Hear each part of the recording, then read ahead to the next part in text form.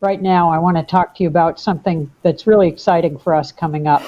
On November 9th, the Gorlin Syndrome Alliance will be conducting a patient-led listening session with the FDA. And this is something that we are very excited about. Let me tell you first what a listening session is. It's a gathering with the FDA that is small, informal, and not public. So there will just be a few of us talking and listening, and no regulatory decisions are made based on what they learn. The purpose is to teach them about Gorlin syndrome. We have to recognize that we have a very rare disease, and it's unfortunately not a realistic expectation for everybody to know about Gorlin syndrome the way everybody knows about, for example, strep throat, or nowadays COVID-19.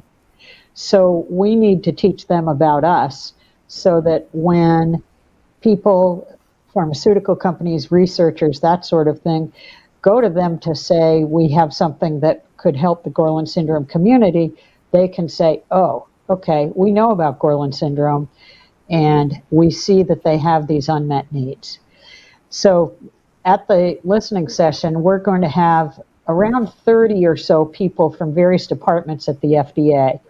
And we have 90 minutes to teach them, which isn't a lot of time, but I'll get to that in a second to tell you more about our next step with them. So why is this important? As I've said, we're a very rare disease and we need to teach others about our needs and our burdens. Without this knowledge, they can't help us, and they'll have more information at their fingertips when people come forward. Our ultimate goal next year is to conduct an externally led patient-focused drug development meeting with the FDA.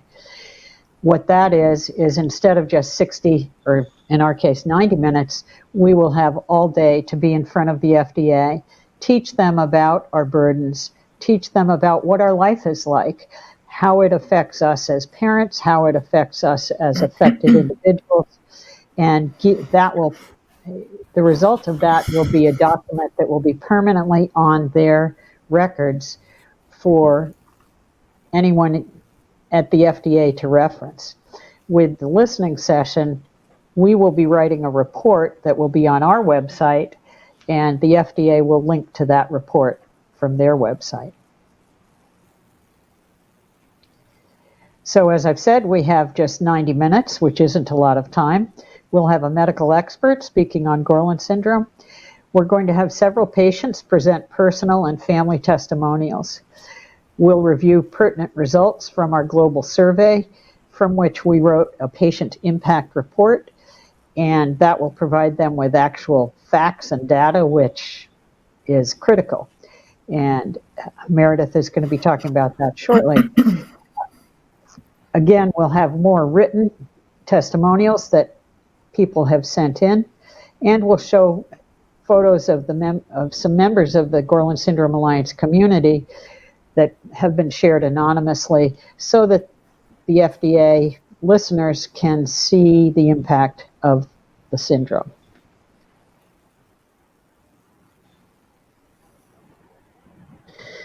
As I've said, we'll create a report and we'll all link to it.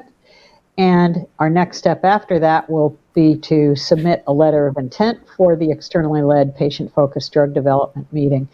And once we have that date down, we will be sharing that information with the entire community, because this is something where we hope to be able to come together physically to present to them, and we will keep you informed, because we will need, the more people we have there, the better. Stay tuned for information on that. So I can't finish a presentation without a real picture. So I threw this one in. My son, who's affected with Gorlin syndrome, was married at the Church of Dirt in Park City, Utah last month. And here's a picture of the ceremony as it took place. It was a hazy day from California wildfire smoke that blew over to Utah, but it was a thrilling day as well.